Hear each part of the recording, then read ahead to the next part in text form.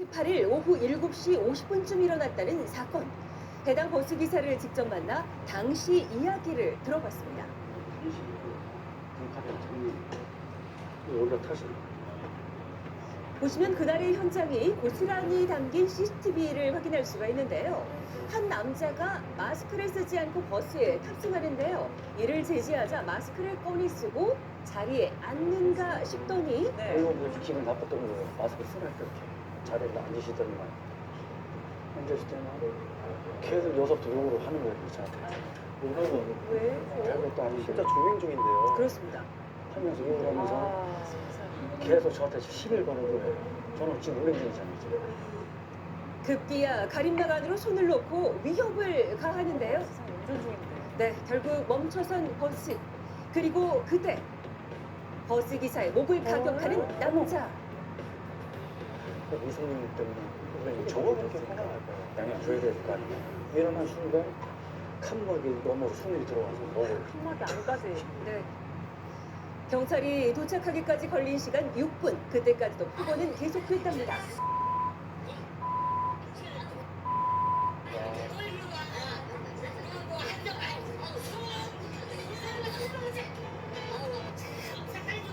이거가 교체가 안 돼요. 난관이죠. 손님 맞는데 기사가 왜 써가지고 있냐고.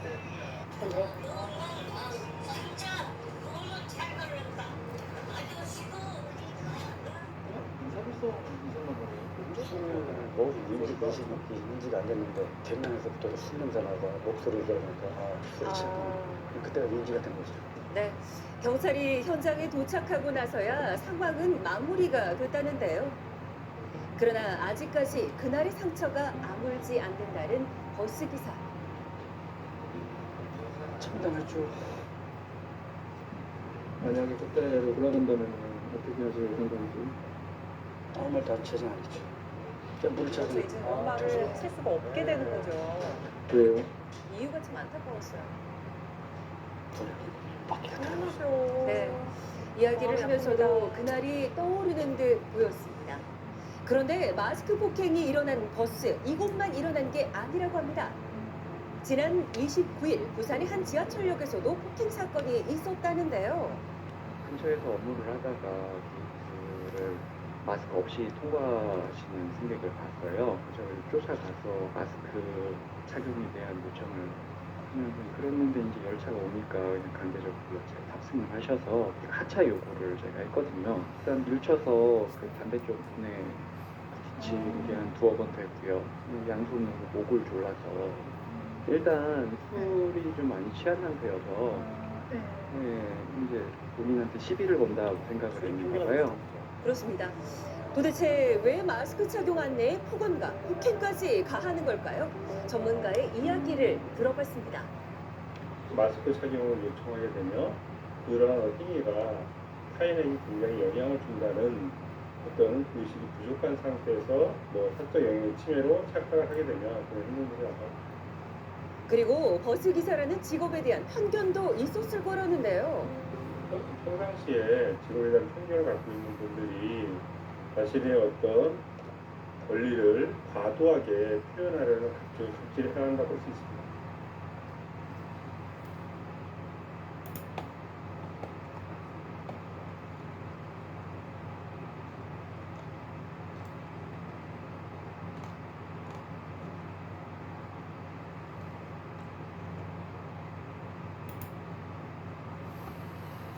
다음 소식입니다. 마스크 쓰지 않고 버스 타려다가 승차를 거부당한 남성이 버스 기사를 마구 폭행하고 달아났습니다.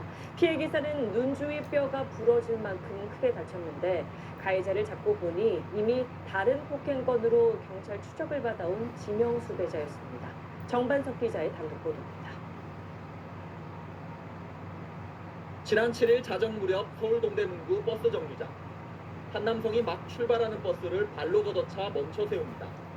마스크를 쓰지 않아 승차를 거부당한 건데 버스 기사와 말다툼을 벌입니다.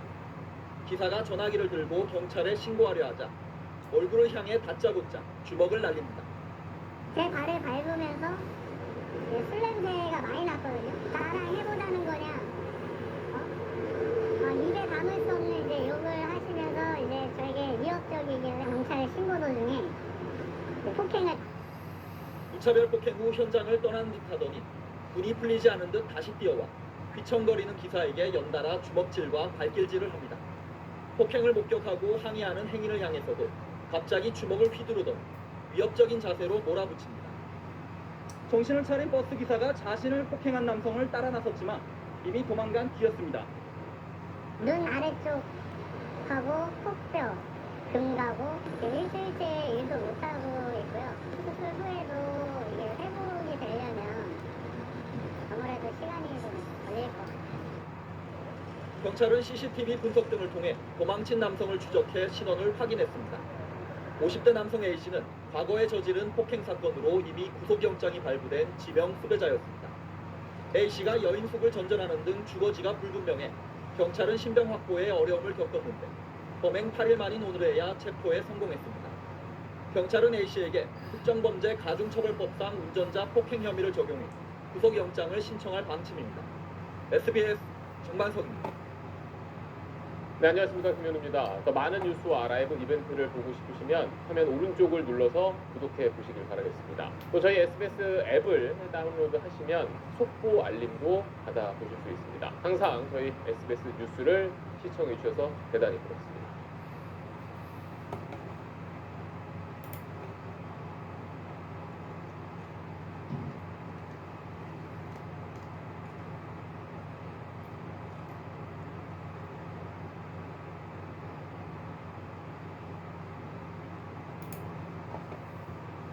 대중교통을 이용할 땐 반드시 마스크를 써야 하죠. 그런데 마스크를 쓰지 않아서 버스 승차 거부를 당한 50대 남성이 택시를 타고 5정거장이나 쫓아와 버스 기사를 폭행한 일이 벌어졌습니다. 박재현 기자가 보도합니다. 사흘 전 밤 11시 20분쯤 서울 강북구의 버스 정류장. 50대 남성 A씨가 마스크를 쓰지 않은 채로 버스에 타려 합니다. 버스 기사가 마스크를 쓰라는 손짓을 했지만 A씨는 따르지 않았습니다. 결국 버스 기사는 A씨를 태우지 않고 출발했습니다. 그런데 얼마 후 갑자기 나타난 택시 한 대가 버스 앞을 가로지르더니 택시에서 내린 A씨가 버스를 몸으로 막아섭니다. 승차를 거부당한 A씨가 택시를 타고 무려 5정거장을 따라온 겁니다. 버스에 오른 A씨는 폭언과 폭행을 시작했습니다. 나한테 잘못은 여보세요. 문안 열고 가버린 게 잘못이지. 말리러 온 승객을 두 손으로 밀기도 하고 운전석 가림막을 내리치며 위협합니다. 손바닥으로 버스기사 얼굴을 내려치기도 했습니다. 일은 말할 수 없어요. 인간 이하 침을 받은 게 아주 지금도 좀 불편해요. 눈 떴다 감았다 하기는 불편하고. 승객의 신고를 받고 출동한 경찰은 A씨를 운전자 폭행 혐의로 체포했습니다. 분하고 억울하고 뭐 이런 말할 수 없었지만 승객은 안일하게 모셔야 되겠다 싶어서. 경찰은 지난해 5월 이후 대중교통 이용 중 마스크 착용 관련 시비로 입건된 경우가 500건이 넘는다고 밝혔습니다. 그렇죠. SBS 박지은.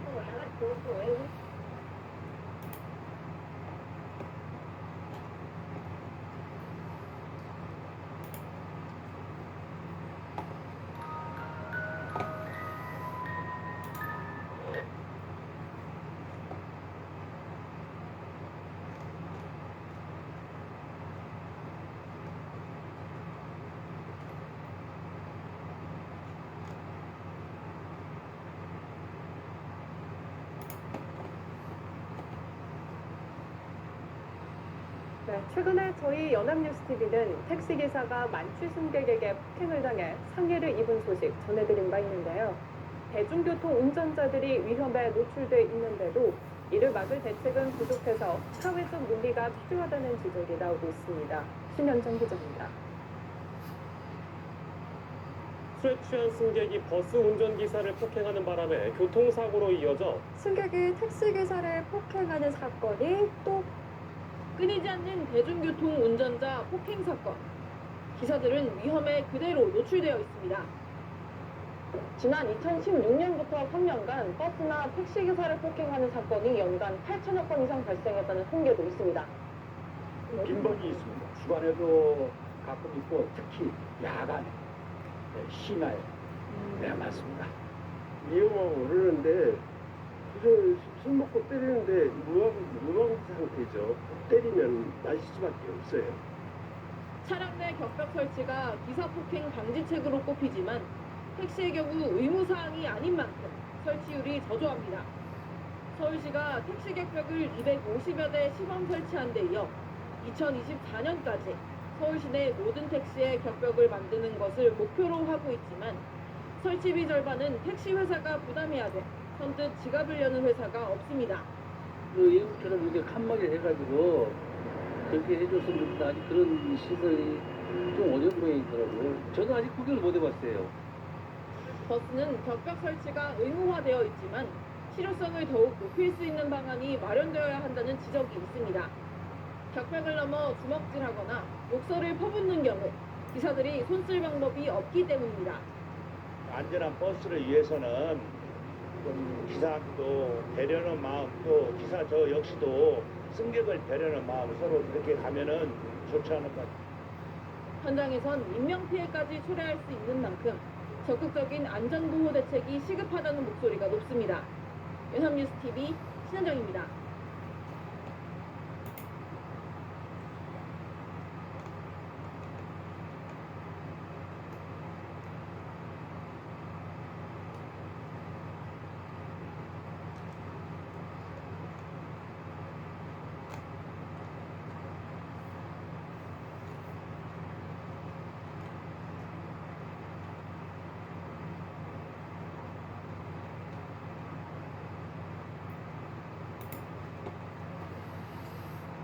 달리는 시내버스 안에서 40대 남성이 운전기사와 승객을 폭행한 아찔한 사건이 발생했습니다.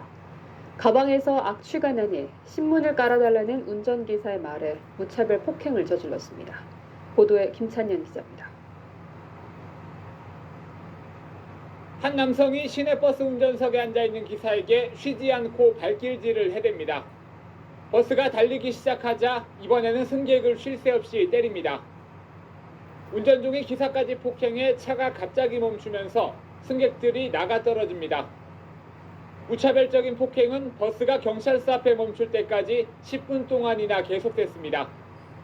주먹이 들어오고 발로 차고 옆구리를 막 차고 막 끌어내려고 그러고 그 상황이 아닌데 그래서 이제 또 옆에 사람인데 또 그 사람한테 또 때리는 거예요. 그 상황 가면서 이제 올라가면서 맞으면서도 경찰서까지 끌고 간 거예요. 그렇게 된 거예요. 폭행 사건이 일어난 시각은 오늘 오전 8시 50분쯤 서귀포시 삼매봉에서 버스에 탔던 44살 양모 씨가 기사와 승객을 폭행해 모두 4명이 다쳤습니다. 낚시미끼가 든 가방에서 악취가 나니 다음 손님을 위해 의자에 신문을 깔아달라는 기사를 폭행하고 이를 말리던 승객에게까지 무차별 폭력을 휘두른 겁니다. 말하는 게 기분이 하나 부더라고 앉아있는데 화가 나갖고 거듭차고 뒤통수 몇 번 숨 찍어냈지만 얼굴 때 이빨 때리고 그건 없지요. 경찰은 밤낚시를 하면서 잠을 제대로 못 잔 양 씨가 예민한 상태에서 홧김에 폭력을 휘두른 것으로 보고 운전자 폭행 등의 혐의로 구속영장을 신청할 예정입니다. MBC 뉴스 김찬현입니다.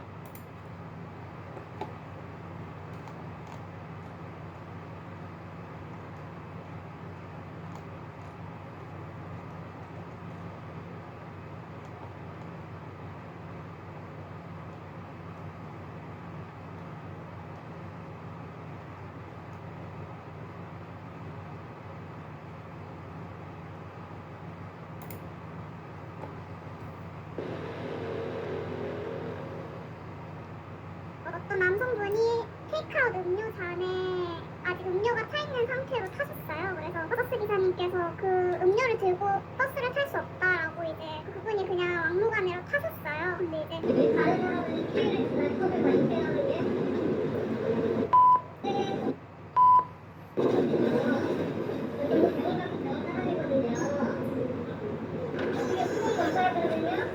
연차도 아실래요? 버스 기사님 좀 연세도 있으셔서 말도 빨리빨리 못하시고 좀 곤란해하셨었거든요 되게. 그래서 그 말을 저희가 듣고 있었는데 버스 기사님한테 앞으로 가서 화를 낼 때 이제 무식하면 무식한 대로 이런 식으로 좀 인격 모독하는 발언을 하시는 거예요. 나이대는 20대 중반이나 후반으로 보였어요. 그 눈을 되게 불알이면서 말씀하셔서 되게 좀 무서웠던 기억이 있거든요.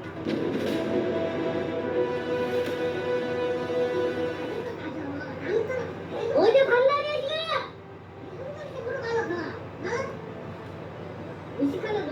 말씀드려. 무시하게 하고. 아저씨, 이거 하지 말라는 법적인 그걸 얘기해주세요. 제대로 시키세요. 그리고 법적인 그거에 대해서 잘 교육시키고 잘 모이면서 그렇게 부탁드리지 마시고요. 무대 컨트롤 사람들은 그렇게 안 하거든요. 거기에 대해서 법을 발표하는 소수는 얘기를 했는데도 법까지 무조건 안 되는 하시는 영향이 받겠죠. 승객분이 목소리분이 아저씨 조례 찾아보시면 다 나와요 이러면서 뒤에 하신 남성 승객분이랑 여성 승객분이 막 소리를 켜서 막 기사님 편을 들었어요. 근데 법적인 거를 얘기해 주시라고 그러니까 똑바로 알고 잘 들어라고요. 아저씨 버스 내 음식 가리 금지 조례 치면 나와요. 검색하고 따르세요. 버스 내 음식 음료 가리 금지 조례 치세요. 조례가 법이에요? 법적 구속력이 있어요. 기사님한테는 법이 아니에요. 그냥 가이드예요. 가이드. 거부할 수 있다는 게 조례예요. 대학원 다니시면 기사님을 무식하다고 무시해도 되는 거예요? 저는 그렇게 느끼는데요. 아니 제대로 알고 한다니 그럼 가이드를 해주던지요 그러면요. 그렇게 말씀하셨잖아요. 저는 그렇게 느끼는데요. 그러니까 아예 나이가 얼마나 똑똑하신 거예요? 음식물은 기준에 관한 조례의 그 부분이 규정이 되어 있습니다. 음식물이 담긴 일회용 컵, 테이크아웃 이런 부분에 대한 것은 운송을 거부할 수 있도록 되어 있고요. 승차한 경우에도 하차할 수 있도록 이렇게 규정이 되어 있어서 일단은 계도를 먼저 하도록 되어 있고요. 분쟁이 생긴다면 경찰분들의 도움을 받도록 그렇게 유도하고 있습니다.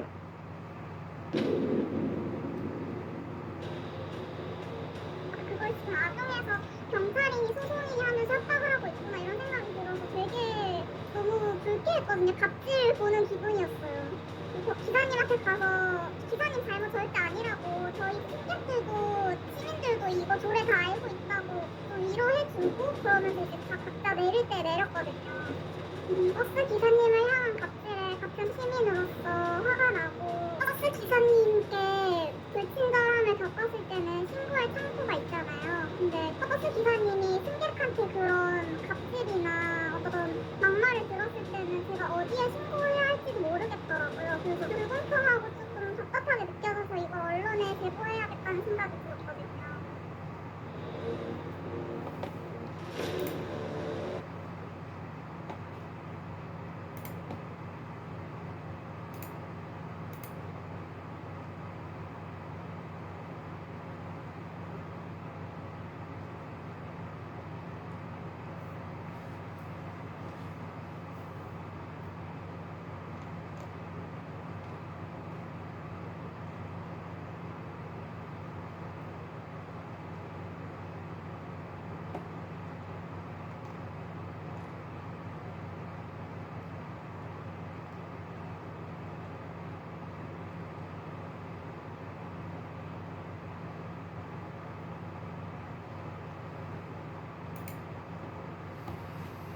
마지막 소식은 이수아 기자가 네, 사건 사고 소식 준비해봤습니다. 제목은요, 지하철 9호선 폭행 20대 1심 결과는입니다. 결론부터 말씀드리면 이 서울 지하철에서 60대 남성의 머리를 휴대전화로 폭행했던 20대 여성에 대한 1심 선고, 이 집행유예 없는 징역 1년으로 나왔습니다. 이 사건 개요를 짧게 말씀드리면요, 벌써 지난 3월 일이죠. 술에 취한 20대 여성이 지하철 전동차 바닥에 침을 뱉다가 남성의 옷에 튀면서 이 남성이 내리는 거를 제재를 했고 지하철에서 그러면서 시비가 붙었습니다. 여성이 자신에게 경찰 백이 있다. 더러우니까 손을 놔라. 라면서 격렬하게 반응을 했고요. 휴대폰으로 남성을 여러 차례 폭행했습니다. 그러면서 이 남성의 머리에서 피가 흐를 정도로 심한 폭행이 이뤄졌는데 특히 휴대전화를 세워서 얇은 면으로 머리를 가격했다고 합니다. 이렇게 되면 굉장히 신체에 큰 상해가 갈 수 있기 때문에 이 단순 상해가 아니라 위험한 물건을 소지한 채로 폭행했던 이 특수 상해로 검찰이 기소했던 상황이었습니다. 아니 그런데 저는 오늘 선고가 아니라 지난달 선고가 있었는 줄 알았었거든요. 네, 원래는 6월 8일 선고가 맞았습니다. 그런데 이 여성이 과거 지하철에서 폭행한 사건이 또 나오면서 이 사건을 합병해서 조금 더 심리가 이 변론이 이루어졌던 거죠. 이 지난해 10월에 이번에 1호선에서 비슷한 폭행 사건이 있었다고 하는데 한 승객과 다투면서 이 머리에 음료를 붓고 또 가방으로 때리는 폭행을 한 것으로 전해집니다. 이 사건 역시 합의가 이루어지지 못했고요. 네. 재범이면 가중처벌이 가능하잖아요. 그런 만큼 이 사건 병합이 여성의 양형에는 좀 불리한 소식으로 들려왔었습니다. 네, 사실 양형의 초범이냐 이 재범, 무범이냐 여부가 상당히 좀 중요한 포인트인데 근데 이 여성은 대체 왜 이런 걸까 궁금합니다. 네, 일단 최후 진술에서 눈물까지 흘리면서 네. 본인의 좀 억울함을 호소하기도 억울하네요. 했다고 합니다. 예, 왕따 후유증 때문에 영향이 있었다라는 얘기를 한 건데요. 10여 년 전 왕따를 당하면서 상처를 많이 받았고 또 병원에서 간호조무사 실습을 하면서 노인들을 싫어하기 시작했다. 그래서 60대 남성을 때리는 것까지 갔다라는 취지로 발언을 한 것으로 알려지고 있습니다. 이 정신치료를 받지 못한 것을 후회한다고 말하기도 했는데요. 네. 그렇다면 이런 왕따나 정신치료 필요성이 감형 요소가 되냐? 그 부분은 아직은 확실치 않은 것 같습니다. 이 법원 판결 내용을 보면요. 이런 우울증이나 왕따 경험에 대한 언급은 없었지만 다만 검찰이 2년을 구형했는데 법원이 1년만 현재 선고를 한 상황이거든요. 네. 어느 정도 좀 정상 참작을 통한 감형이 있었던 게 아닌가 싶기는 합니다. 네. 피해자들한테 용서를 받지 못한 사정을 모두 고려해서 형을 정했다고 했는데 일단 검찰이 구형한 것보다 1년 정도 낮게 나온 거잖아요. 그래서 통상 구형보다는 선고가 좀 낮게 나오죠. 네, 그렇긴 한데요. 일단 현장에 있었던 기자들 사이에서는 네. 검찰의 항소 가능성도 있다. 뭐 이런 얘기가 나오긴 한다고 합니다. 근데 사실 저 사건이 처음에 딱 터졌을 때, 사건이 알려졌을 때 논란이 됐었던 게 아까 본 것처럼 나 경찰백 있어? 라고 얘기를 한 그 부분이거든요. 그래서 경찰백이 누군지 나왔어요. 그 부분이 궁금하실 텐데요. 네. 저희가 담당 사건 취재 기자한테 좀 물어봤거든요. 네. 경찰 조사에서 이 경찰백의 실체는 끝까지 알려지지 않았다고 합니다. 여성도 관련해서는 더 이상 말을 하지 않았다고 하고요. 다만 이 당시 시비가 붙은 상태에서 흥분해서 한 말로 추정이 되고 있는 상황입니다. 김준일 대표님, 예. 짧게 여쭤보겠습니다.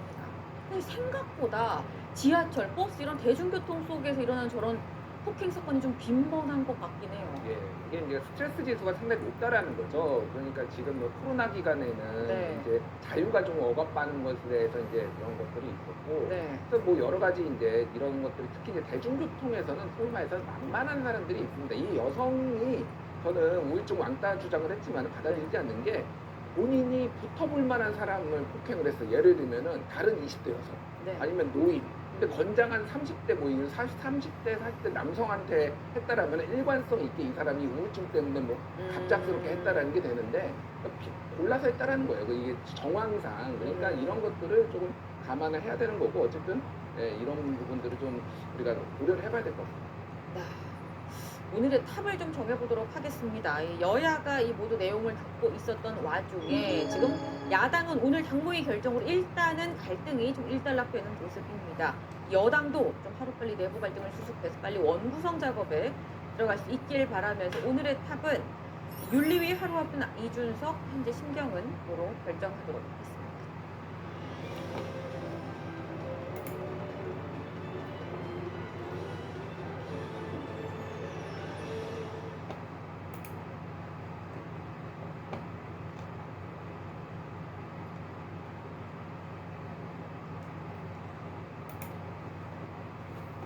지난 5일 경기도 수원시 팔달구의 한 도로 건널목 앞에 서 있던 여성 옆으로 한 남성이 다가가더니 갑자기 여성을 밀칩니다. CCTV에 보이지 않는 곳으로 밀려났던 여성은 폭행을 당했고 잠시 뒤 횡단보도를 뛰어 급히 건넙니다. 저를 밀치고 목을 조르고 밀치기 하고 약간 흥분 상태인 것 같고 여성을 쫓아간 남성은 버스에까지 올라탑니다. 기사님 저 사람 이상한 사람이니까 문 열어주지 마세요 라고 얘기를 했는데 그 남자는 제 옆에서 차 빨리 열어라 경찰 부를 필요 없다 나 얘만 데리고 가면 된다. 남성은 갑자기 마약 얘기도 꺼냈습니다. 남자가 자꾸 마약 얘기하더라고. 그러자 마약에 취했다 했어요. 예. 그런데 아무도 관심이 없어. 그러면 경찰 신고하겠다 했더니 이 맘대로 해라. 신고를 받고 경찰이 출동했고 피해 여성은 남성이 마약을 언급했던 내용까지 담아 진술서를 쓰고 귀가했습니다. 밤새 잠을 못 이뤘던 여성이 사건 처리를 물었더니 경찰은 남성을 폭행 혐의로 입건만 하고 귀가시켰다고 했습니다. 늦은 시각이었고 남성이 술에 취해 있었다는 게 이유입니다. 마약 여부는 확인조차 하지 않았습니다. 본인이 계속 마약 어쩌고저쩌고 하는 거 말도 안 되는 얘기를 했거든요. 술 취해가지고 계속 막 헛소리 하는 것 같긴 하더라고요. 그 사람한테 얘기 들은 거는 우리가 뭐 마약을 한 것 같다고 이런 식으로 얘기를 해가지고 전치 2주 판정을 받은 피해 여성은 분통을 터뜨렸습니다. 그 사람은 그냥 보냈다니. 일단 초기 수사부터 부실하고 형사한테 한 대응 자체가 지금 잘못됐다는 걸 느껴서 제보를 먼저 하게 됐어요. SBS 박하정입니다.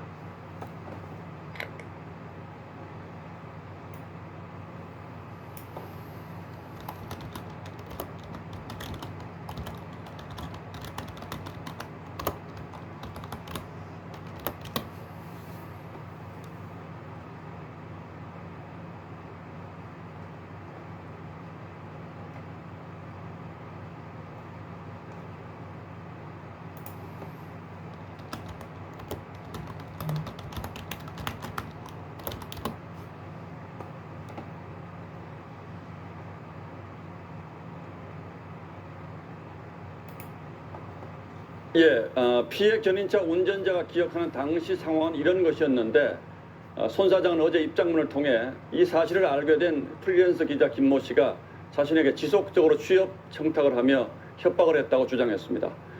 그러나 김 씨는 손 사장으로부터 폭행을 당했다는 지난 11일 직접 찍은 동영상을 공개하며 손 사장의 주장을 반박하고 있습니다. 자신이 취업을 시켜달라고 협박한 것이 아니라 오히려 손 사장이 사건을 무마하기 위해서 자신에게 같이 일할 것을 집요하게 요구하다가 벌어진 일이었다는 주장입니다. 이 역시 두 사람 사이의 대화를 직접 들어보시고 판단하시기 바랍니다. 백연상 기자가 취재했습니다. 먹고 싶어서 그냥? 손석희 JTBC 사장에게 폭행을 당했다고 주장하는 김모 씨가 사건이 일어난 식당을 나온 뒤 손 사장과 대화를 나눕니다. 아무튼 같이 가지 않게 저는 분명히 제 뜻 말씀드렸습니다. 그래서 자꾸 틀어서 뭐 하냐? 김 씨는 곧바로 주점 바로 앞에 있던 상암 파출소로 들어가 손 사장으로부터 폭행을 당했다고 신고했습니다. 제가 방금 한 30분쯤 전에 JTBC 손석희 사장한테 주먹으로 2차례 얼굴을 가격당했거든요. 기록이라도 좀 남겼으면 좋겠는데. 신고를 마친 뒤 파출소로 나선 김 씨를 기다리고 있던 손 사장은 다시 한번 같이 일하자고 권유합니다. 진짜 팀이 일하자. 너만 당사자가 아니고 나도 당사자잖아. 나 너 좀 일 좀 시켜야 되겠어. 다른 사람 찾으세요. 뭐 찾아? 어? 이해하자. 응? 손 사장은 김 씨에게 더 대화를 나누자고 합니다.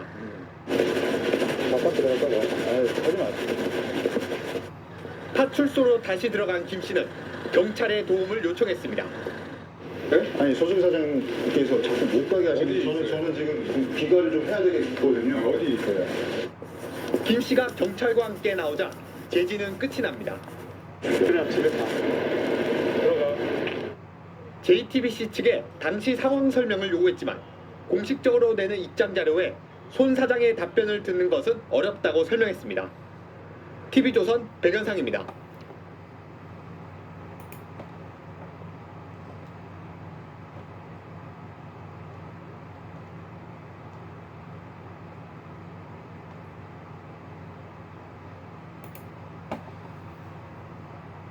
손석희 JTBC 사장과 프리랜서 기자 사이에 벌어진 폭행 공방이 오늘 하루 종일 여론을 뜨겁게 달궜습니다. 물론 아직은 양쪽의 주장이 첨예하게 다르고 어떻게 보면 단순한 사건일 수도 있습니다만 이렇게 여론이 뜨거운 건 손 사장이 가진 언론인으로서의 영향력이 그만큼 크기 때문이라고 할 수 있을 겁니다. 따라서 저희도 이 사건을 우리 사회에 지대한 영향력을 가진 한 공인의 문제로 신중하게 다루도록 하겠습니다. 자, 이 사건은 지난 2017년 4월 16일로 거슬러 올라갑니다.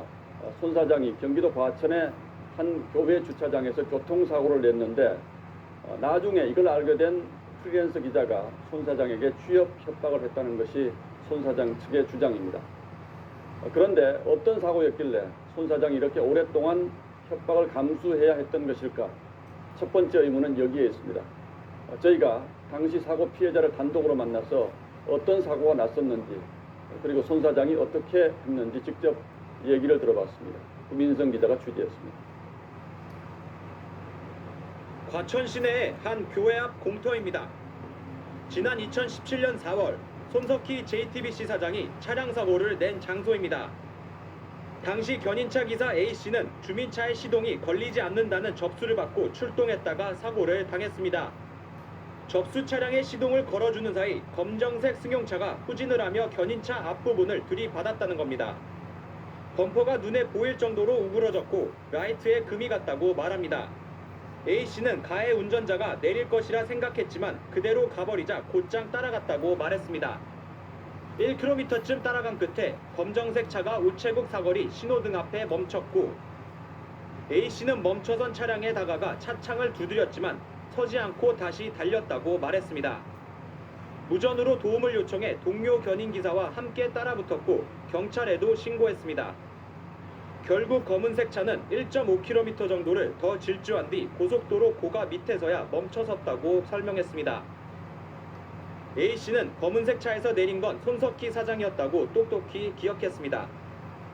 유명인인 탓에 명함만 받고 보냈고 출동한 경찰에겐 운전자와 합의했다고 말하고 돌려보냈다고 A씨는 말했습니다. 하지만 손 사장은 김모 씨가 공개한 녹음 파일에서 사고를 인지하지 못했다고 말합니다. 빼고 있는 상황이었기 때문에 그 친구들이 뭐 하고 있었는지 내가 잘 모르죠. 아, 상당히 그럼 뭐 한 몇백 미터를 가신 겁니다. 예.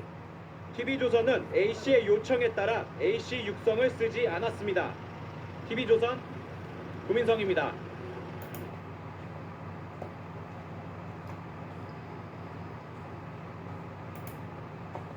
자, 지금부터는 손석희 JTBC 사장의 폭행 논란 관련 소식 집중해서 전해드리도록 하겠습니다.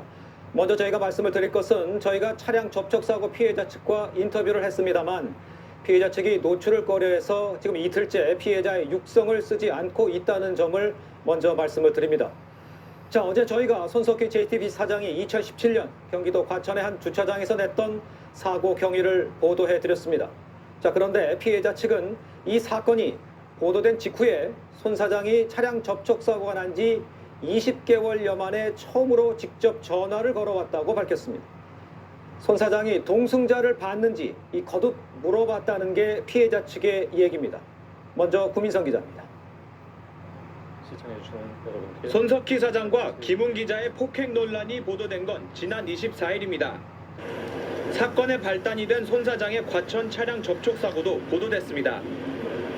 그런데 접촉사고 피해자는 보도 직후 전화 한 통을 받았다고 말합니다. 손석희 사장한테 전화가 왔다는 겁니다. 뉴스가 터진 직후라고 설명합니다. 지난 2017년 4월 이곳에서 일어난 사고 처리 문제로 통화를 한 뒤 20여 개월 만에 처음으로 손 사장이 직접 전화를 걸어온 겁니다. 뜻밖의 전화를 받은 피해자 측은 2년 지난 번호를 가지고 있어 놀라기도 했다고 말했습니다. 피해자는 손 사장이 그날 일을 누구한테 말한 적 있는지, 동승자를 봤는지 물었다고 덧붙였습니다. 동승자를 확인했는지 여부를 2차례나 물었다는 겁니다.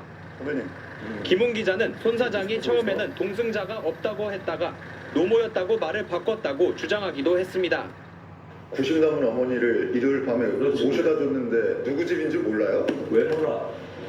TV조선은 손 사장이 피해자 측에 전화를 했는지 확인하기 위해 전화 접촉을 시도했지만 연결되지 않았습니다. 손 사장은 이에 앞서 동승자는 없었다며 이를 입증할 자료를 수사기관에 제출하겠다고 밝힌 바 있습니다. TV조선 구민성입니다.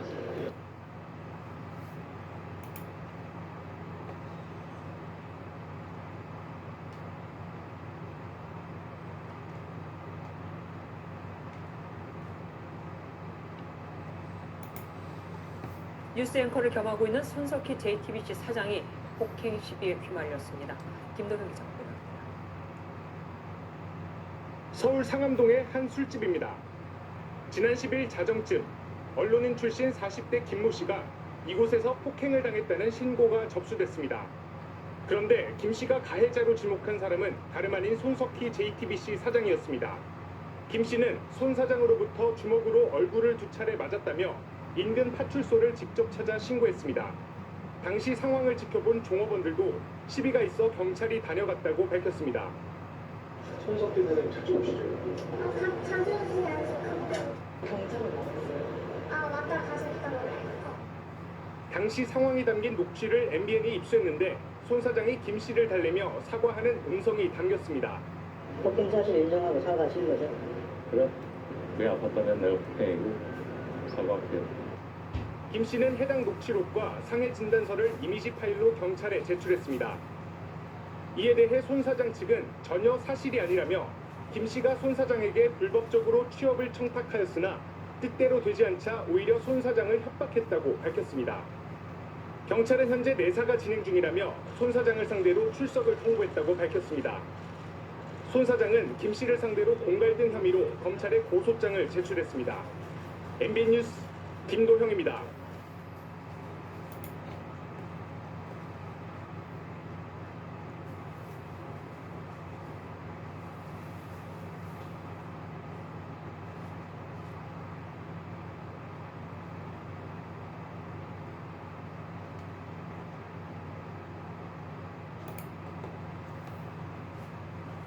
자, 그런데 앞서 보신 이 교통사고와 관련해서 손석희 사장은 사고 경위를 묻는 이 프리랜서 기자 이김웅 씨에게 피해자 측은 자신을 뺑소니범으로 몰면서 협박했다고 주장을 했습니다. 자, 그러나 피해자 측은 사고 직후에 손 사장을 그냥 보냈고 수리비를 포함해서 실비 수준의 돈을 받았을 뿐 협박은 없었다고 말했습니다. 계속해서 홍영재 기자. 김웅 프리랜서 기자는 지난해 8월 손석희 JTBC 사장에게 전화를 걸었습니다. 2017년 발생한 교통사고 처리 과정을 묻는 김 씨에게 손 사장은 피해자로부터 뺑소니라는 협박을 받았다고 말합니다. 어떤 내용으로 협박을 한 건가요? 뺑소니라고 주장하는 거예요. 도망갔냐고 막 주장하길래 아니다. 내가 그거 모르고 나는 그냥 내가 갔을 뿐이다. 손 사장은 사고 다음 날 합의금으로 150만 원을 줬다며 이체 내역서를 김 기자에게 보내기도 했습니다. 그러면서 합의금을 준 자체를 걱정하기도 합니다. 돈 하나 아니 그럼 150을 왜 줬어? 약점이 나오지. 뭐야? 게다가 그쪽에서 무슨 동승자 있었다고 주장하고 나오면 있었나 보다 라고 나오는 거 아니야? 그거를 어떻게 감당을 하냐 하는 얘기죠. 피해자 측에 저희도 의심합니다. 그래서 제가 그때 그걸 주면서도 이 자식들이 분명히 뭐 나중에 악용하지 않을까라고 좀 생각을 했었어요. 하지만 접촉사고 피해자 측은 취재진에게 협박은 전혀 없었다고 강조했습니다. 오히려 좋아하던 손석희 사장이 차에서 내려 놀랐고 소란을 피하도록 해주기 위해 경찰이 오기 전에 명함만 받고 서둘러 보냈다고 말했습니다. 사고 다음 날 전화가 걸려와 수리비가 얼마냐고 묻길래 범퍼와 라이트를 가는 등 100에서 150만 원은 받아야 한다고 했고 약간의 신라인 끝에 150만 원을 받았다고 설명했습니다. 손 사장 측에 실제 협박을 받았는지를 확인하기 위해 전화를 했지만 응답이 없었습니다. TV조선 홍혜재입니다.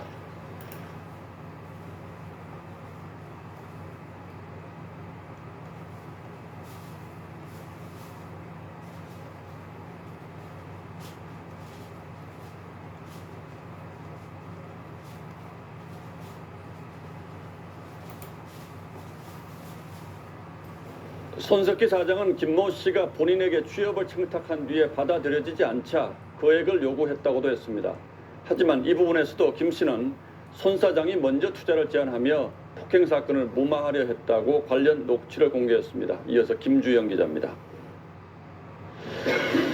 프리랜서 기자 김모 씨가 폭행 혐의로 손 사장을 정식 신고한 지 닷새 뒤인 지난 18일 김 씨와 김 씨 변호인 손석희 사장 세 사람이 자리를 함께합니다. 김 씨는 이 자리에서 나온 대화 내용을 공개했습니다. 재정지원금 얘기가 오고 갑니다.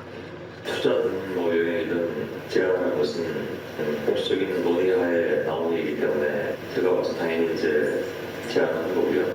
김 씨가 격분하는 소리도 들립니다.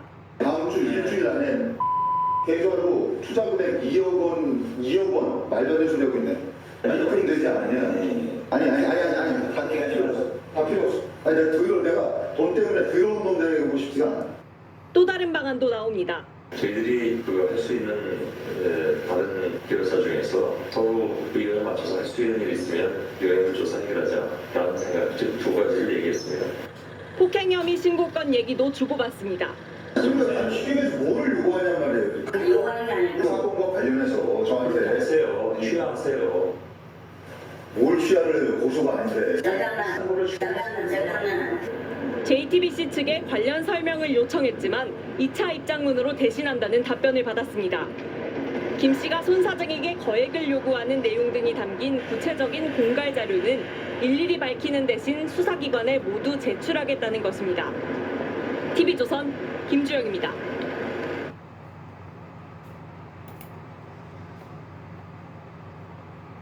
전직 기자 김웅 씨가 JTBC 손석희 대표에게 폭행을 당했다고 신고하고 손 대표가 김 씨를 공갈 미수와 협박 혐의로 고소하면서 논란이 커지고 있습니다. 양쪽 주장이 많이 달라서 수사를 통해서 시비를 가릴 수밖에 없는 상황입니다. 양효걸 기자입니다. 우선 폭행이 실제로 있었는지부터 엇갈립니다. 김웅 전 기자는 세 차례에 걸쳐 얼굴과 어깨를 주먹으로 맞았다고 주장하면서 전치 3주 진단서를 경찰에 제출했습니다. 그러면서 손 대표와의 대화를 녹음한 파일을 근거로 제시했습니다. 폭행 사실 인정하고 사과하신 거죠? 그래? 그게 아팠다면 내가 폭행이고 사과할게. 손 대표 측은 김 전 기자가 JTBC 기자직을 요구해 이를 거절했고 김 씨가 흥분하자 정신 차리라며 툭툭 건드린 수준일 뿐이라고 해명했습니다. 김 전 기자는 이 내용에 대해 일자리 제안은 손 대표가 먼저 했고 자신은 이를 거부했다고 반박했습니다. 애초에 이 사건의 발단이 된 2017년 4월 16일 접촉사고에 대해서도 말이 서로 다릅니다. 김 전 기자는 당시 접촉사고 피해자들로부터 손 사장이 차로 후진하다 부딪혔는데도 합의 없이 현장을 떠났다는 제보를 받고 취재에 들어갔다고 주장했습니다. 이에 대해선 손 사장은 차가 부딪힌 줄 몰랐고 이후 따라온 피해자들과 합의한 뒤 나중에 150만 원을 송금했다고 설명했습니다. 다만 당시 동승자가 있었다는 제보 내용은 명백한 허위라고 부인했습니다. 손 대표 측은 입장문에서 사고 당시 동승자가 없었다는 걸 증명할 근거를 수사기관에 제출할 것이라며 김 씨가 이 사건을 기사화한다면서 손 대표에게 거액을 요구하며 협박한 구체적인 자료도 있다고 밝혔습니다. 손 대표 측이 김 씨를 공갈 미수와 협박 혐의로 검찰에 고소하면서 사건의 진실은 수사를 통해 밝혀지게 됐습니다. 검찰은 양측의 고소권을 함께 묶어 서울 마포경찰서에 내려보냈고 경찰은 손 대표와 김 씨의 소환조사 날짜를 조율하고 있다고 밝혔습니다. MBC 뉴스 양효걸입니다.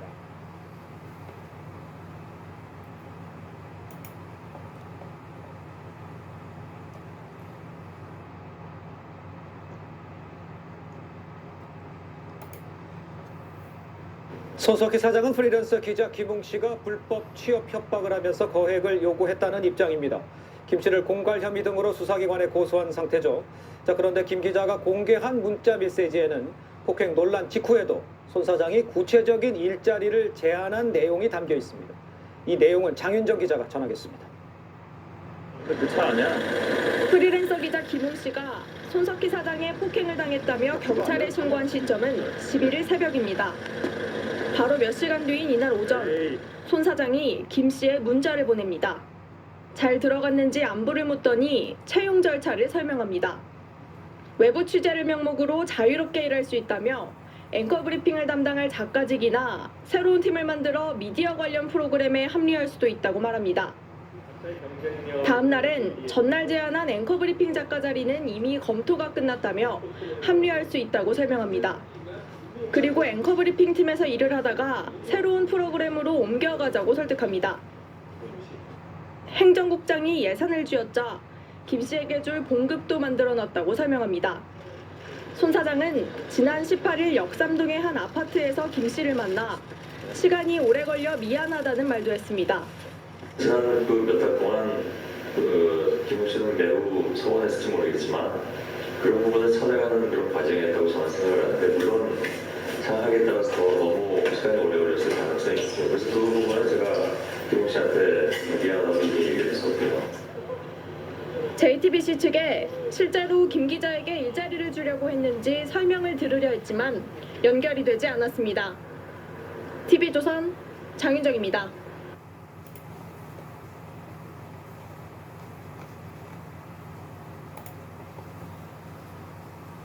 손석희 JTBC 사장과 관련해 저희가 제보를 하나 받았습니다. 이 내용을 보도하는 것이 개인에 대한 과거 캐내기인 건 아닌지 고심한 끝에 영향력 있는 언론인인 점을 고려해 제보자의 주장을 전해드리고 시청자 여러분들께서 판단해 보시라는 의미에서 보도하기로 결정했습니다. 지난 2010년, 그러니까 9년 전 일인데요. 그때도 손 사장이 오토바이와 접촉사고를 낸 뒤 사고 수습 없이 그냥 가버렸다는 내용입니다.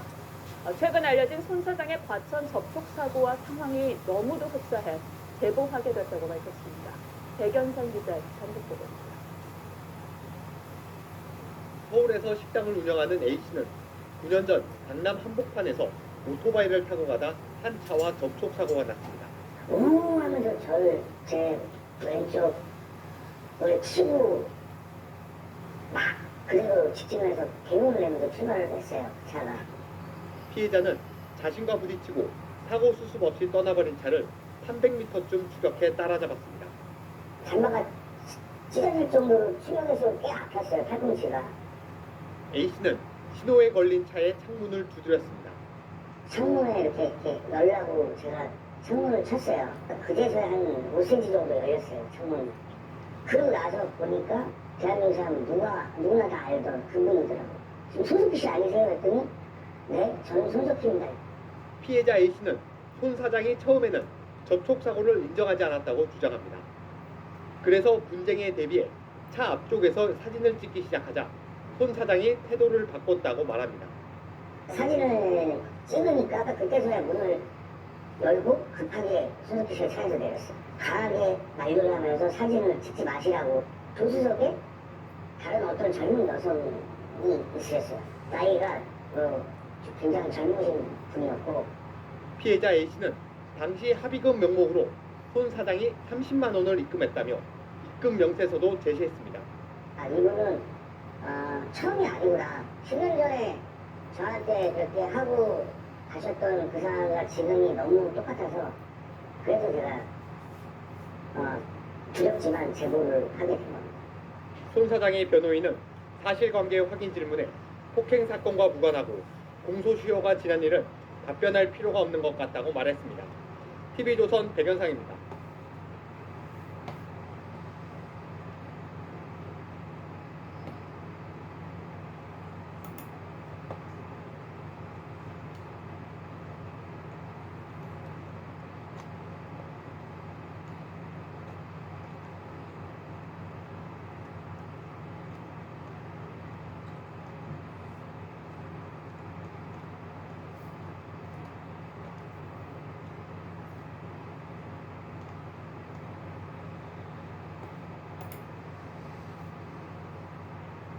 프리랜서 기자 폭행 의혹에 휘말린 손석희 JTBC 대표이사가 경찰에 출석해 5시간째 조사를 받고 있습니다. 경찰은 손 대표 연루 의혹의 기초 사실관계를 따져볼 텐데요. 현장에 나가 있는 취재기자 연결해봅니다. 정인용 기자. 네, 마포경찰서에 나와 있습니다. 한 프리랜서 기자의 폭행 의혹 제기와 관련해 진실 공방을 벌이고 있는 손석희 JTBC 대표이사가 이곳 경찰에 출석했습니다. 당초 내일 나올 것으로 예상이 됐는데요. 하지만 손 대표는 일정을 조율해 이른 시각인 아침 7시 40분부터 이곳으로 나왔습니다. 현재 4시간이 넘게 조사가 이어지고 있는데요. 출석 소식이 알려지자 이곳은 취재진들로 북적이고 있습니다. 이번 조사는 프리랜서 기자 김모 씨가 손 대표를 폭행과 협박, 명예훼손 혐의로 맞고소한 데 따른 건데요. 손 대표는 앞서 김 씨를 공갈미수와 협박 혐의로 고소한 바 있습니다. 양측간 서로 같은 사건을 놓고 워낙 입장차가 큰 상황입니다. 경찰은 핵심 쟁점이 폭행 여부 등에 대한 기본적인 사실관계와 손 대표의 입장을 듣는 데 주력할 것으로 알려졌습니다. 경찰 관계자는 필요한 모든 사항은 조사할 계획이라고 밝혔는데요. 이에 따라 조사도 꽤 길어질 전망입니다. 정 기자, 이 사건이 처음 터지게 된 계기와 두 사람의 입장은 어떻게 다른지 설명해 주시죠. 사건의 발단은 김 씨가 취재한 교통사고 사건에서 비롯됐습니다. 김 씨는 손 대표가 2017년 교통사고를 내고도 자리를 떠났고 또 여성 동승자와 함께 있었다는 의혹까지 제기했습니다. 손 대표가 관련 보도를 막기 위해 JTBC 기자직을 제안했고 이를 회유하는 과정에서 자신이 맞았다는 게 김 씨의 주장입니다. 반면 손 대표는 동승자가 있었다는 건 명백한 허위라고 주장하며 폭행에 대해선 툭툭 건드린 수준인데다 일자리를 요구한 것도 김 씨 혼자만의 주장이라고 반박했습니다. 손 대표는 지난달 24일 이와 관련해 김 씨가 일자리 청탁과 협박을 했다며 공갈미수와 협박 혐의로 검찰에 고소했습니다. 김 씨 역시 지난 7일 폭행치상과 협박은 물론이고 자신의 이름을 공개적으로 거론했다며 명예훼손 혐의로 손 대표를 검찰에 맞고소한 뒤 사건은 경찰로 내려왔습니다. 경찰은 쌍방이 고소한 사건인 만큼 손 대표에 대한 조사와 함께 김 씨에 대해서도 병행 조사를 할 방침입니다. 지금까지 마포경찰서에서 전해드렸습니다.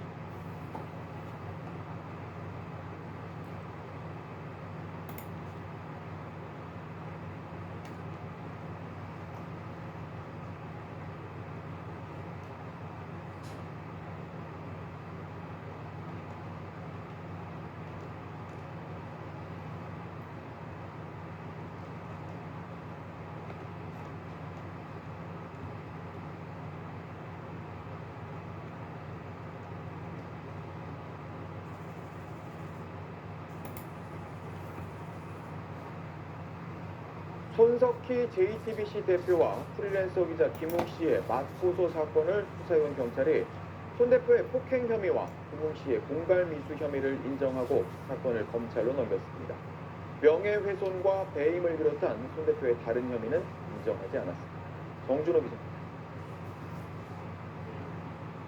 지난 1월 김웅 씨가 손석희 JTBC 대표로부터 폭행당했다고 언론에 폭로하면서 양측의 고소 고발전이 이어졌습니다. 손석희 JTBC 대표를 상대로는 폭행과 배임, 명예훼손, 협박 4가지 혐의가, 김 씨에겐 공갈미수와 협박 혐의가 적용됐습니다. 경찰은 4개월 넘게 수사한 결과 우선 손 대표의 폭행 혐의를 인정했습니다. 양측 진술이 엇갈리지만 손 대표가 김 씨에게 손을 댄 점이 정황상 폭행으로 볼 수 있다고 판단했습니다.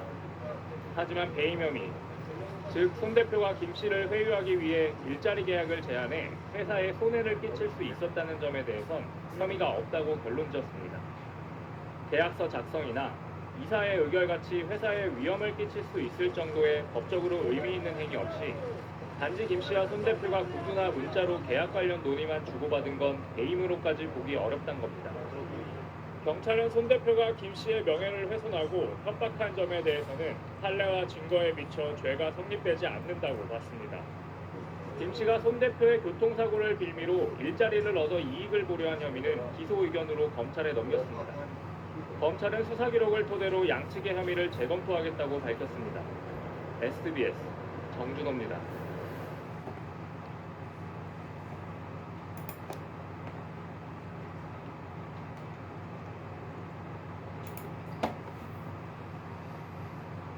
손석희 JTBC 사장과 프리랜서 기자가 서로 협박당했다, 아니라 폭행당했다 주장하면서 경찰이 수사에 나섰습니다.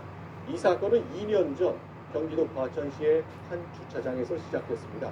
또 올 들어서는 JTBC 사업 부근의 일식 주점과 파출소로 상황이 이어졌습니다. 먼저 1월 10일 밤, 그 밤에 실제 폭행이 있었는지를 짚어보겠습니다. 김 씨는 저희 채널A에 자신이 촬영한 휴대전화 영상을 공개했습니다. 먼저 조영민 기자가 보도합니다.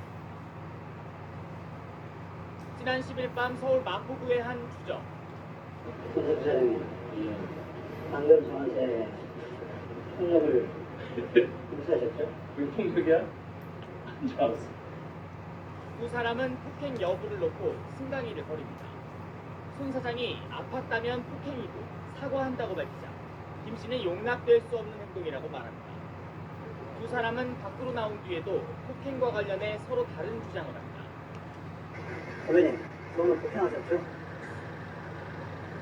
사장님, 무슨 나옵니까? 웃고 싶어서 웃냐? 어? 웃고 싶어서 웃어? 주점에서 나온 김 씨는 이곳에서 손 대표와 잠시 이야기를 나눕니다. 그리고는 바로 옆 파출소를 찾아가 폭행을 당했다며 당시 상황을 설명했습니다. 제가 방금 30분쯤 전에 JTBC 손석희 사장한테 주먹으로 2차례 얼굴을 가격당했거든요. 김 씨는 파출소를 나선 뒤에도 손 사장과 언쟁해 버립니다. 그러자 김 씨는 다시 한번 파출소에 들어갑니다. 손 사장께서 못 가게 하셨지. 저는 지금 귀가를 좀 해야 되거든요. 이분이 주점을 나온 뒤 10여 분간 이어진 승강기는 결국 경찰이 나선 뒤에야 끝났습니다. 채널A 뉴스 조용입니다.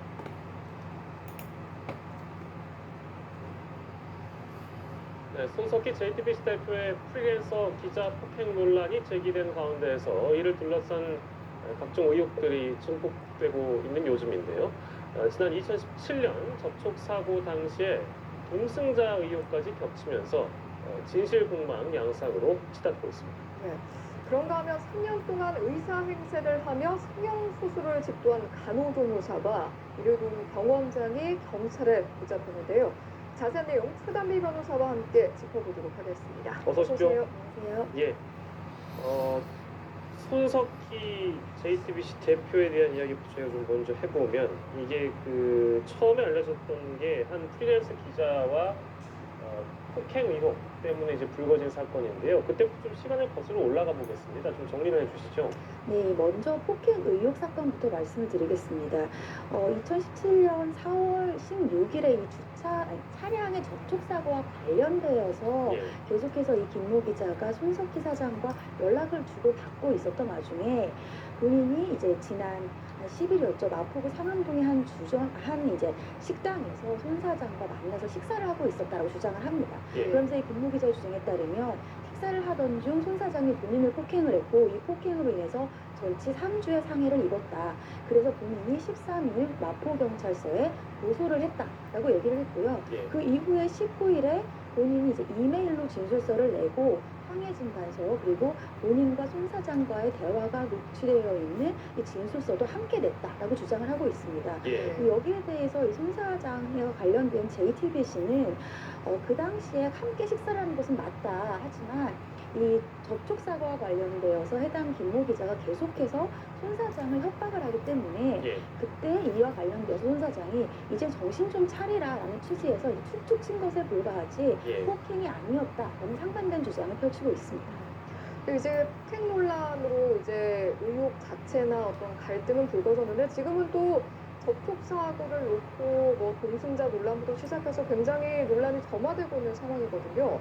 사고 자체에 대해서는 지금 어느 정도까지 내용들이 나온 게 있나요? 처음으로 이 폭행 사건으로 연결되기 시작한 것이 2017년도 4월 16일에 접촉 사고 관련된 것이었습니다. 이 김모 기자가 주장하는 바에 따르면 2017년 4월 16일 밤 10시경에 경기도 과천에 있는 한 교회 주차장에서 손 사장이 몰던 차량이 후진을 하다가 견인 차량과 접촉 사고를 냈고요. 그 길에서 김 기자의 주장에 따르면 그 당시 접촉 사고를 내고 손 사장은 거기서 내려서 예를 들면 어떻게 접촉 사고가 발생했는지 피해자가 괜찮은지 이런 것을 알아보지 않고 현장에서 바로 도주를 했고 이 사고 직후에 손 사장이 도주를 하자 추적을 해서 결국은 4차로에서 도로변에 정차를 하고 경찰이 출동을 해서 결국은 상황이 정리가 됐다. 그 이후에 손 사장이 피해자 일행에게 150만 원을 입금하고 합의를 하면서 결국은 형사처벌에서 자유로워질 수 있었다라고 주장을 하고 있고요. 이 JTBC에서는 후진을 하다가 견인 차량과 가벼운 접촉 사고를 낸 것은 맞다. 그것은 사실이고 그 이후에 손 사장이 자비로 배상을 하고 합의를 한 것은 맞지만 그 후에 오히려 이 김 기자가 이것을 기화로 해서 아무것도 아닌 일에 손 사장 선배님, 그러니까 손 사장이 관련이 되어 있다라고 하면 일이 커질 수밖에 없다라고 하면서 오히려 협박을 한 것이라 이것은 접촉 사고가 얘기의 본질이 아니라 이 김 기자가 오히려 손 사장을 협박을 하고 공갈을 한 것이 이 사건의 본질이다라고 답변을 하고 있습니다. 그렇게 주장을 하고 있는 상황이고요. 일단 전 먼저 이걸 여쭙고 싶네요. 지금 일단은 손석희 사장 같은 경우에는 피혐의자 신분이기도 하고 더불어서 고소인 신분이기도 하기 때문에 어쨌든 내사 이후에 이제 경찰의 수사를 받을 수도 있을 가능성이 있어 보입니다만 지금이 이제 동승자 얘기가 다시 나와가지고요. 어제 이제 통화 녹취파일 한 6분 넘는 것 가량 저도 한번 들어봤는데요. 지금 이 상황에서 동승자 유무가 중요한 겁니까? 일단 이 동승자 논란이 된 것은 말씀하신 것처럼 어제 녹취록과 관련이 있습니다. 먼저 녹취록 전에 이 김모 기자가 본인이 경찰서에 진술서를 제공하면서 거기에 내용을 어떻게 썼냐면 피해자, 그러니까 견인 차량의 피해자죠. 피해자들이 조수석에 젊은 여성이 동석하고 있었다라고 주장을 하는데 손 사장은 어머니가 동승하고 있었다라고 주장을 한다.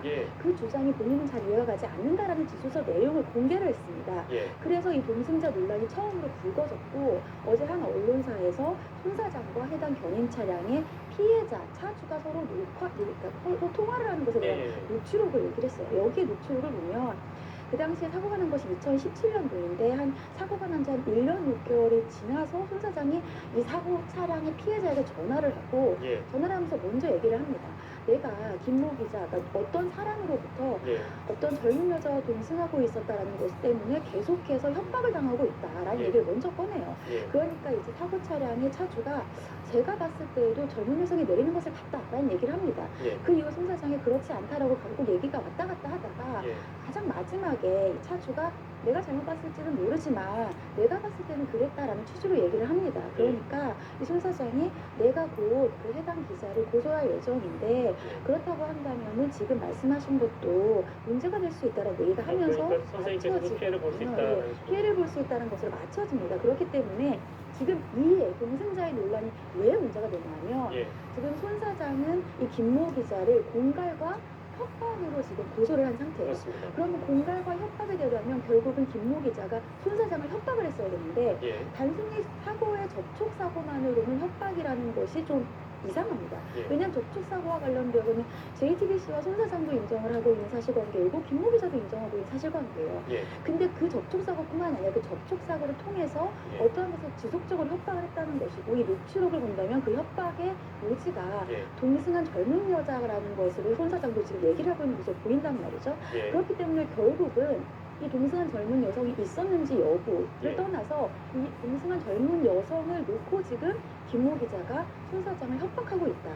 그렇다고 한다면 결국은 이 동승한 여성이 정말 있었는지 아니면 없었다, 있었다를 불문하고 이것을 통해서 김모 기자가 손 대표를 협박을 했는지 여부가 결국은 손 대표가 김모 기자를 고소한 이 공갈 미수와 그리고 협박에 대해서 중요한 한 쟁점이 될 수가 있어서 지금 이 부분이 논란으로 번지고 있습니다.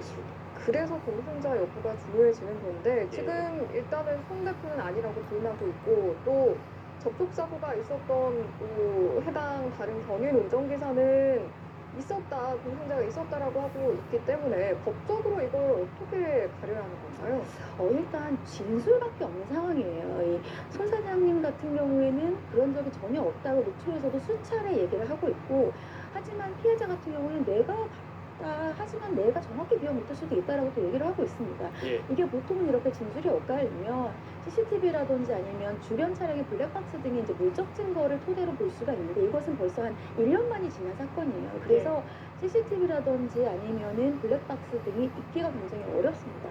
그럼 결국은 상반된 진술에서의 신빙성으로 판단을 해야 되는데 그러면 이 사건에 대해서는 진술이 이렇게 어긋나는데 어떻게 누구의 진술이 맞는지를 어떻게 판단을 하느냐.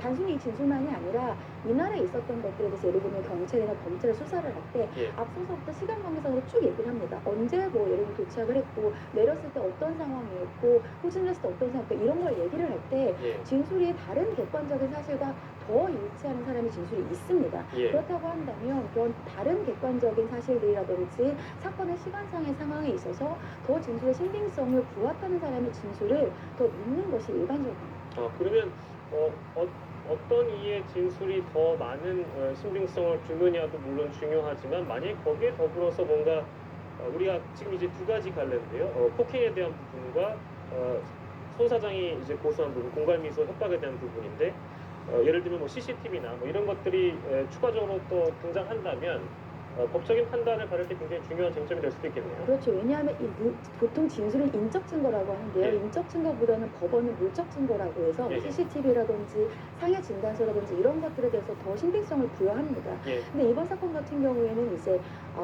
알려진 바로는 설이 지나고 나서 대해서 손 예. 대표가 경찰 조사를 받을 예정인데 경찰 조사를 한번 가서 말씀하신 것처럼 본인은 이제 김 기자의 폭행의 고소에 의한 피고소인이에요. 그래서 폭행 사건도 조사를 받을 것이고 본인이 김 기자를 고소한 이 공갈 미수와 협박과 관련돼서 조사를 받을 것인데 그 두 개의 쟁점이 각각 다릅니다. 예를 들자면 폭행 같은 경우는 앞서서 말씀드린 것처럼 정말 폭행의 의도로 이 행동을 했는지 아니면 어느 정도의 상해 진단이 3주라고 하더라도 반드시 그 3주에 대해서 그러니까 다 인정이 되는 부분이 아닐 수도 있거든요. 그렇기 때문에 그런 것들을 볼 것이고요. 공갈 같은 경우에는 과연 누가 먼저 이것을 제안을 했는지도 굉장히 중요합니다. 예를 들면 김 기자가 먼저 이것을 예를 들면 취업을 해달라고 한다면 이것은 공갈이 될 가능성이 굉장히 높고 오히려 반면에 예를 들자면 손 대표 같은 경우에 먼저 이렇게 취업의 청탁을 얘기를 했다라고 한다면 그것은 또 김 기자의 진술에 신빙성을 더 부여할 수가 있거든요. 그렇기 때문에 여러 가지 둘 사이에 주고받았던 문자라든지 메시지라든지 그런 것들, 이메일이 있다라고 한다면 그런 것들에 대해서 집중을 해서 조사를 하지 않을까 싶습니다. 예, 알겠습니다. 일단 뭐 근데 사실 언론에 등장한 저희가 알고 있는 어떤 뭐 녹취 파일이라든지 뭐 영상이라든지 이런 것들이 다가 아닐 수 있잖아요. 그렇죠? 실제 수사받을 때는 다른 추가적인 내용이 나올 수도 있는 거니까요. 첫 번째 주제로 만나본 내용이었습니다. 네. 다음으로 살펴볼 이슈는요. 간호조무사가 의사 행세를 하다가 붙잡힌 사건인데요. 일단 사건의 개요부터 좀 짚어보죠. 2015년부터 2018년도까지 거의 한 3, 4년에 걸쳐서 이루어진 일입니다. 환자 1000여 명을 상대로 해서요. 1,500여 차례에 걸쳐서 무면허 의료 행위를 한 성형외과 원장과 간호조무사가 구속이 됐습니다. 이들은 이 무면허 의료행위로 무려 한 10억 원 정도의 수익을 올린 것으로 알려졌는데요. 간호조무사가 이 성형외과 원장과 공모를 해서 그 병원 주변에 있는 예를 들면 미용실이라든지 피부관리실 등을 통해서 환자를 유치를 합니다. 그리고 의사 면허가 없는 간호조무사가 직접 쌍꺼풀 수술이라든지 리프팅 수술을 본인이 직접 집도를 합니다. 그런데 더 놀라운 것은 이 원장과 간호조무사가 얼마나 철저하게 비밀을 유지하면서 공모를 했는지 이 병원에 있는 관계자들도 해당 간호조무사가 면허가 없는 의사가 아닌 사람이었던 것을 몰랐다라고 합니다. 그 정도로 철저하게 내부적으로도 비밀에 붙였군요. 아무튼 그 동네에서는 굉장히 유명해서 실제로 많이 충격을 좀 받으셨을 것 같은데 이거 이제 사실로 다 밝혀지게 되면 어떤 혐의가 적용되고 어떤 처벌을 받게 되는지 좀 알아볼까요? 이 성형외과 원장과 이 간호조무사 같은 경우는 혐의를 전면 부인했다고 합니다. 경찰 조사 과정에서. 왜냐하면 이 당시에 있어서 보통은 이런 진료 기록 같은 것들이 있는데 이 진료 기록도 마치 모든 수술을 원장이 집도한 것처럼 허위로 조작을 한 겁니다. 그런데 경찰이 수사하는 과정에서 봤더니 예를 들자면 이 간호조무사가 직접 집도한 것은 표시를 해둬야 둘 사이에 수익을 분배할 거 아니에요. 그래서 봤더니 간호조무사가 집도했던 수술만 둘만 알 수 있는 어떤 특별한 표시를 해준 거예요. 이러한 여러 가지 증거들을 들여밀었고 결국은 계속해서 부인을 했지만 여러 증거들을 봤을 때 무면허 의료행위를 했던 것을 지금 경찰은 판단을 했고요. 무면허 의료행위를 했을 때는 의료법 위반이라 5년 이하의 징역이나 5천만 원 이하의 벌금으로 처벌을 할 수가 있고요. 더 중요한 것은 간호조무사 같은 경우에는 물론 면허가 없지만 이 성형외과 원장 같은 경우에도 무면허 의료행위에 공범에 해당합니다. 본인이 아무리 의사라고 하지만 그렇기 때문에 이러한 무면허 의료행위로 인해서 의료법으로 금고 이상의 형을 받는다라고 한다면 의사 면허도 취소되게 됩니다. 알겠습니다. 사실은 누구보다 황당한 사람은 의사인 줄 알고 간호조무사에게 진료를 받은 환자들일 것 같은데 말씀하신 것처럼 지금 1000명에 달하는 사람들이 이제 진료를 받았다고 하니까 앞으로 손해배상 청구 소송도 진행이 가능한 부분인가요? 당연히 가능하죠. 왜냐하면 본인들이 수술비를 낸 것뿐만이 아닌데 수술비를 낸 것도 당연히 물려받을 수가 있고 말씀하신 것처럼 무면허 의료행위 같은 경우에는 불법 행위인데다가 결과적으로 다행히 괜찮았을 뿐이지 굉장히 큰 위험에 노출될 수밖에 없었던 상황이지 않습니까? 그렇기 때문에 정신적인 위자료 부분도 받을 수가 있고요. 불법 행위의 손해배상 청구도 충분히 받을 수가 있습니다. 이게 사실은 원론적인 질문이 될 것 같아가지고요. 뭐 경찰 입장에서는 이거 진료받을 때 주의하려면 의사 면허 여부를 반드시 확인하라고 할 때 우리가 병원 가가지고 예를 들면 한 60대 의사 선생님 계신데 면허 내놓으세요 이럴 수도 없는 거 아니겠습니까? 어떻게 조심해야 될까요? 근데 사실은 우리가 주변에 항상 물어보지 않습니까? 주변에 뭐 괜찮은 선생님 있어요? 그래서 보통 사람을 소개시켜주면 그냥 그 선생님을 믿는 경우들이 사실은 많아요. 그런데 저는 사실은 병원을 갈 때 예. 미리 검색을 해보거든요. 아, 그게 나옵니까? 왜냐하면 모든 병원의 홈페이지에는 그 예. 선생님이 어느 학교를 졸업을 했고 어디에서 프랙티스를 받았고 면허가 있고 이런 구체적인 더 전문적인 그러한 범위들이 나옵니다. 그렇기 예. 때문에 특히 본인이 성형외과뿐만이 아니라 본인의 몸을 지금 가서 진료를 받는 것이라면 그런 것들은 한번 찾아보는 것이 당연히 필요하고요. 예. 미리 찾아보지 못한다 하더라도 병원에 가면 선생님들이 그거 다 걸어놓거든요. 맞아요. 그런 것들은 정말 한 번씩은 대기하는 과정에서는 찾아보는 것이 본인을 위해서 안전장치가 되지 않을까라는 생각이 듭니다. 예, 그런 꼼꼼함도 좀 우리가 환자 입장에서 가져볼 필요가 있는 것 같고요. 더불어서 뭔가 좀 이상하다 싶으면 좀 의심해보는 그런 자세도 필요한 것 같습니다. 오늘 두 가지 주제를 놓고 이야기 나눠봤습니다. 최단비 변호사와 이 시간 함께했습니다. 고맙습니다. 고맙습니다.